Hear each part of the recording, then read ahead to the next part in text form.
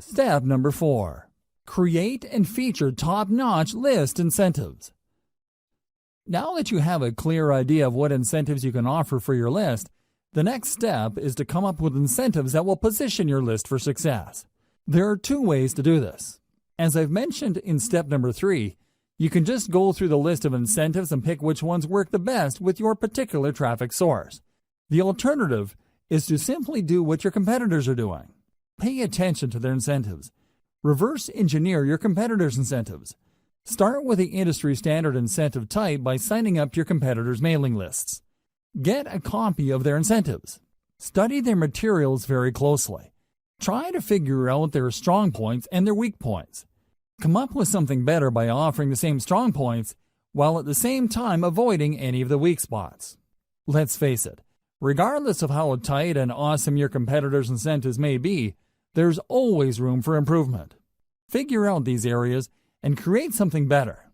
Remember, there are 2 ways to play this. You can actually come up with something objectively better, or you can produce something that is perceived as something better.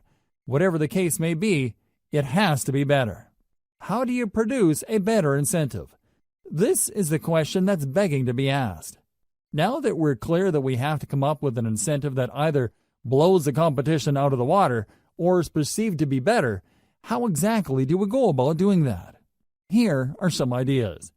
First, you can offer an incentive that is complete.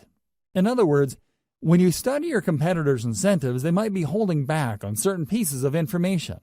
They might be offering really basic information. If you came up with an incentive that is fully complete, you will stand head and shoulders above your competitors. Word might even get around that the incentive that you deliver truly solves the problem that your target customers have in a very thorough way. Another approach you could take is to simply offer longer content. For example, if your biggest competitor is offering a free booklet that lists out 10 solutions to potential list members' problems, offer a booklet that offers 20, 30, or even 50 solutions. The key here is to come up with an incentive that, on face value, is so vastly superior that people can't help but sign up for it. Don't just go with doubling your competitor.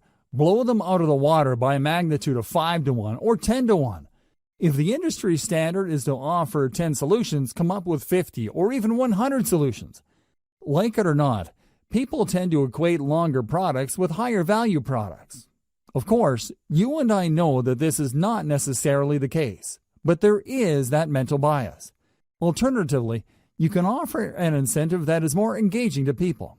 For example, the industry standard in your niche might involve really complicated or jargon-filled materials for all sorts of products. When you read through this, it seems like you have to be some sort of brain surgeon or a rocket scientist to make heads or tails of these materials. What if you were to come up with an incentive that is written in plain 8th grade English and actually engages people on an emotional level? Your incentive will blow everybody else away because your stuff is more accessible and easier to process. What use is a seemingly complete incentive when it's written in ancient Greek? Do you see where I'm coming from? Focus on engagement. Understand that the people who will be downloading your incentives are flesh and blood human beings with real problems. Start there. Finally, you can offer basically the same industry standard incentive as your competitors, but you packaged it better.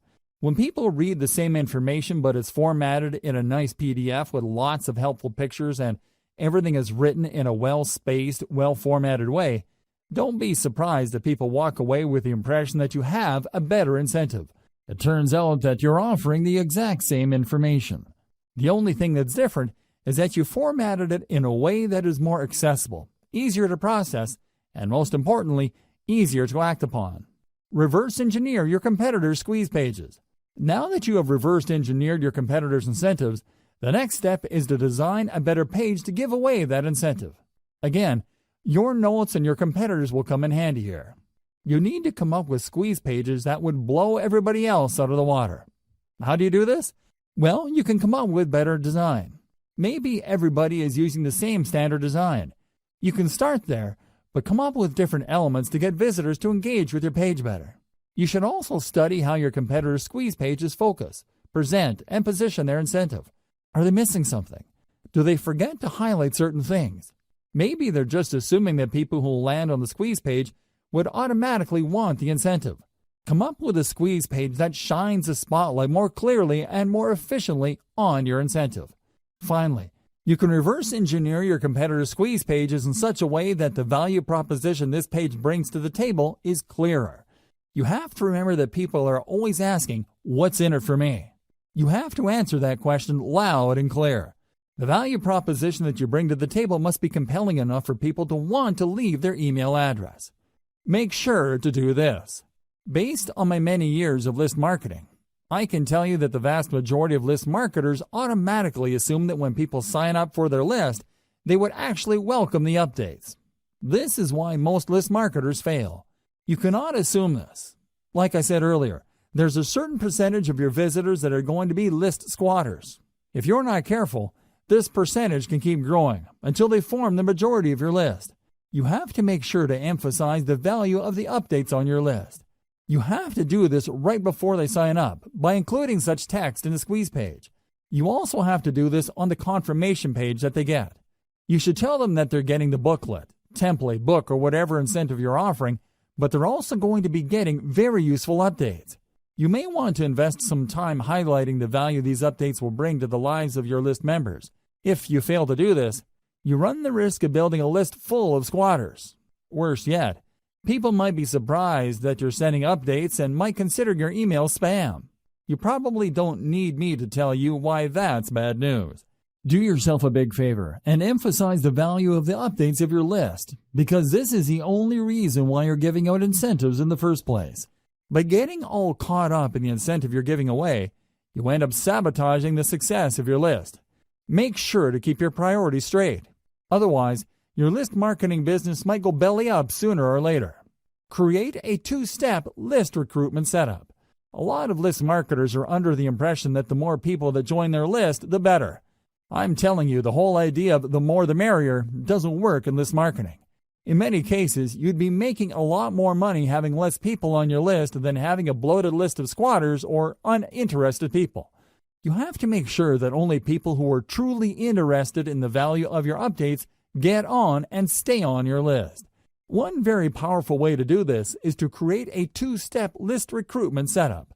A lot of list marketers set up their lead capture pages in such a way that when you load a page, you only need to enter your email address and your name and click the submit button. That's all you need to do. Automatically, you'll get a confirmation and you are on their list. The confirmation page usually has a download link to their incentive that you signed up for. This is going to be a problem because this can attract curiosity seekers. This can attract people who are not really all that interested, but are just curious as to the incentive that they would get. In other words, you risk attracting all the wrong eyeballs. You have to set up your list in such a way where the prospect has to click a button to get to the form. This added step filters out curiosity seekers. Your form gets in front of the eyeballs of people who are more motivated. They have to read an ad or text that spells out the opportunity and benefit of your list. They then click through to get to the squeeze page form. In other words, you qualify them before you sign them up to your list. Either way, if you do this right, your form should talk about the benefits of the mailing list. This two-step process can go a long way in eliminating curiosity seekers and ensuring that people who sign up for your list are more likely to read your updates. Modern email marketing.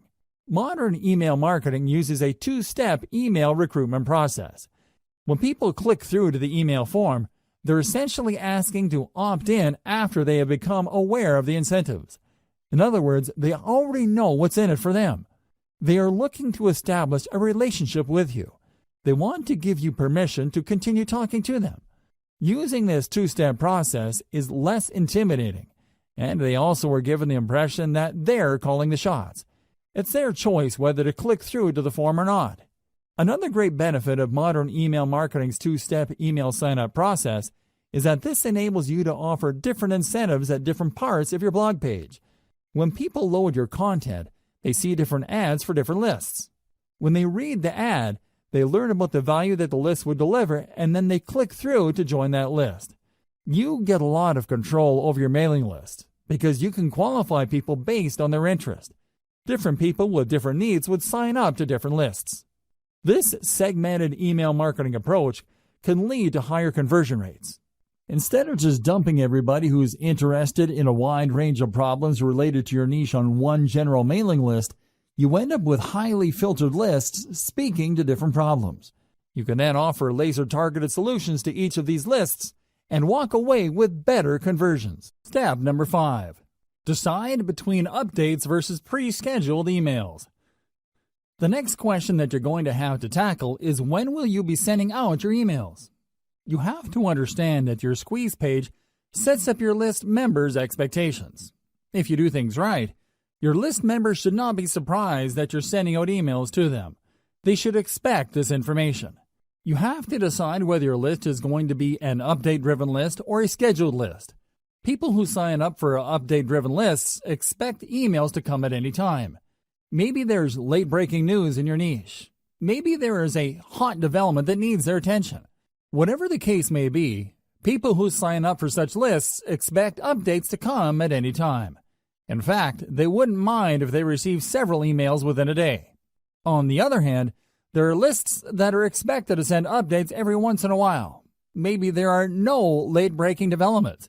Maybe there is a shortage of news in your niche. Regardless of the reason, people expect to receive emails only if there is something really important in your update. Finally, there are many lists that involve pre-scheduled updates. These are usually tutorials or autoresponder series that people specifically sign up for. For example, if I sign up for an email list that is promising to teach me how to trade Bitcoin on a weekly basis, I would expect that I would receive a tutorial email with links to instructional videos once a week. Make sure you set up the right expectations, because this will decide how frequent your updates will be. Timing depends on subscriber expectations.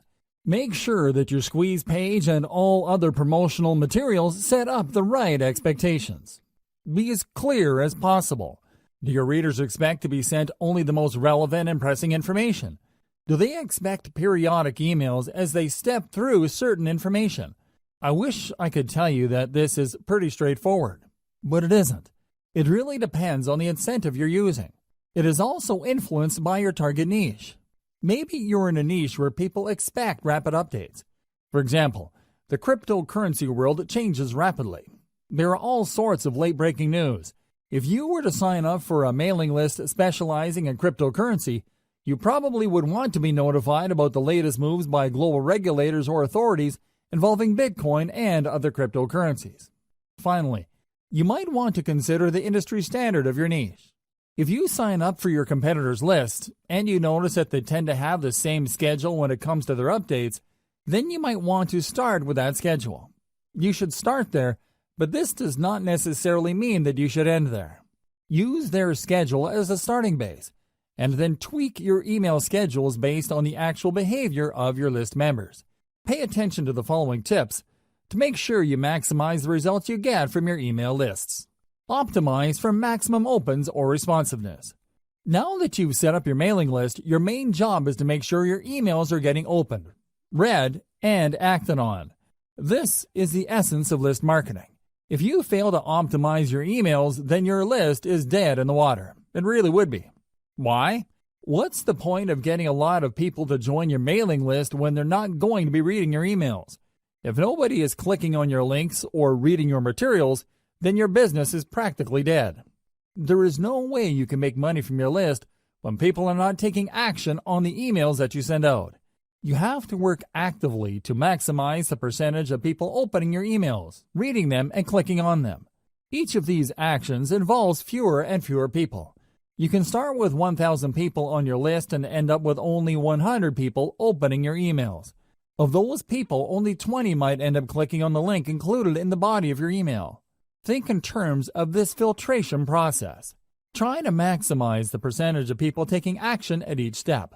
Start out with a large base of list members. Try to maximize the number of people opening your email and then work to increase the number of people reading through your emails and clicking through to your target website. How do you optimize for maximum open rates and responsiveness? It is actually quite simple. First, you need to be clear about your target niche for your list. Put simply, your updates have to be all about your niche. They have to be targeted to the set of problems people in your niche have. Set the right expectations with your squeeze page. Inform people before they sign up to your list that they would be receiving email updates. Clue them into the value those email updates will bring to their lives. Don't just play up the incentive that you're giving out so people can join your list. That's how a lot of list marketers fail. They put too much emphasis on their bribe and don't pay enough attention to getting their prospective list members excited about the emails they will be receiving. If you put too much emphasis on the giveaways and incentives you are using to get people to sign up to your mailing list, don't be surprised when people get shocked that they received an update from you. They might even be blind to the fact that they signed up to a mailing list. Your squeeze page might have emphasized or played up the incentives so much that your list members were under the impression that you're just giving away free stuff and won't be sending them emails. Set the right expectations with your squeeze page. Emphasize the value of the emails people will be getting. Clue them into the fact that they will be receiving emails. Make sure that there is a tight fit between the incentive you're offering and the needs of your audience members. Whatever incentive you're giving away, it must speak directly to the needs of your audience members. This is how you create value in their eyes. The more valuable, credible, and authoritative your brand appears to them, the higher the chance that they would open your emails and take you seriously. If it turns out that you are offering incentives that don't really directly address their needs, they are probably not going to be all that eager to open and much less take action on the emails you send. Another way you can optimize your email marketing is to send out only relevant and on-point updates or autoresponder texts. In other words, when people sign up for a specific niche, everything that they receive from you would talk about that niche and nothing else. If you send out updates that have nothing to do with what your list members sign up for, don't be surprised if a lot of them would unsubscribe. You shouldn't be all that shocked when people stop reading your emails. They may remain on your mailing list, but they don't do anything. They are no longer opening your emails. Make sure to send only relevant and on-point updates. This way, you preserve your chance of actually making money off your mailing list. It doesn't matter whether you're sending updates or you have pre-programmed autoresponder emails being sent out by your system. Your stuff has to be relevant. Otherwise, your list members would start ignoring your updates.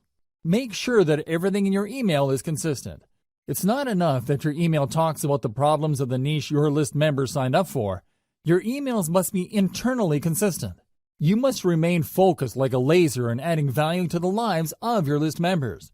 They should immediately see that reading your emails would add something to their lives. Finally, once you have people on your main email list, you need to work quickly to segment them. In other words, when people sign up for your general niche list, you need to start sending updates that would enable them to separate or filter themselves based on the specific subproblems that they are interested in. You can also send updates with links to low-cost products, so you can segment your list membership base into two camps: proven buyers and information list members. Once you have these two segmented lists going, you can then spend a lot more time trying to convert the proven buyers so they can buy higher dollar items.